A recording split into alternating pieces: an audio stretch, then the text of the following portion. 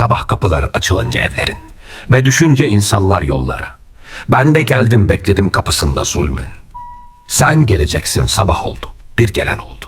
Haydi hazırlanmışsındır şafaktan diyen oldu. Ve kapı açılacak diye bekledim durdum.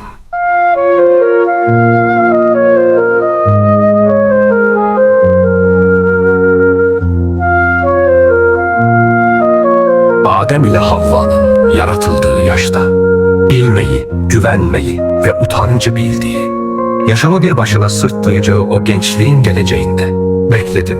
Gözlerim kapıda, bakışlarım sende.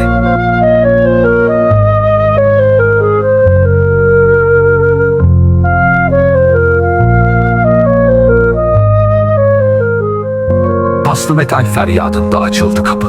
Bir karanlık göründü önce, sonra bir ayağın. Bir bavulun köşesi göründü sonra. Ve elin ile birlikte yüzünü kapatan saçların. Yerdeydi gözlerin ve henüz kurtulmamıştı ardında kalan ayağın.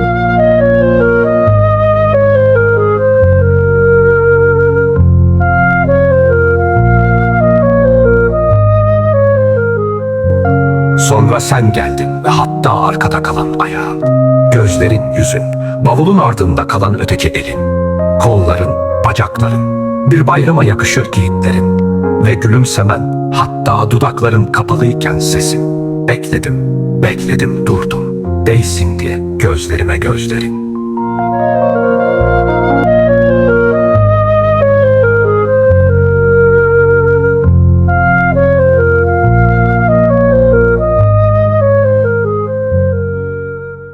Gözlerin yerde, gözlerim sende. Böylece durdum kapıda, gözlerin yerde. Saçlarına rüzgar değse ve değse saçlarım gözlerine. Kaldırsan başını gökyüzüne öylece. Ve bavulun ardında kalan elini kaldırıp parmaklarınla tarayıp saçlarını savursan arkaya. Ve değse gözlerim gözlerine. Bekledim durdum kapısında zulmün.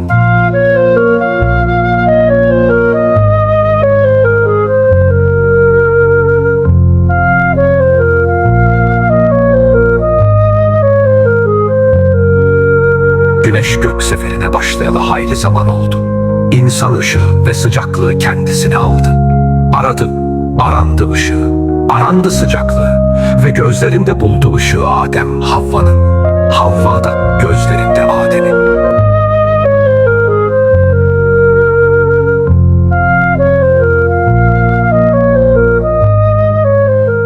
Bekledim durdum kapıda. Kapı gitti, sen kaldın. Kaldın öylece gözlerin yerde. Ve hala sabahtı. Uyananlar vardı dışarıda. Bekledim durdum, gözlerin yerde.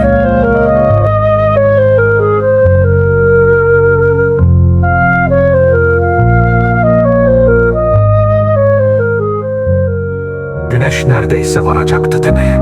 Bir rüzgar da gelmedi esmeye. Değmedi saçlarına. Değmedi saçların gözlerine. Kaldırmadın başını gökyüzüne öylece.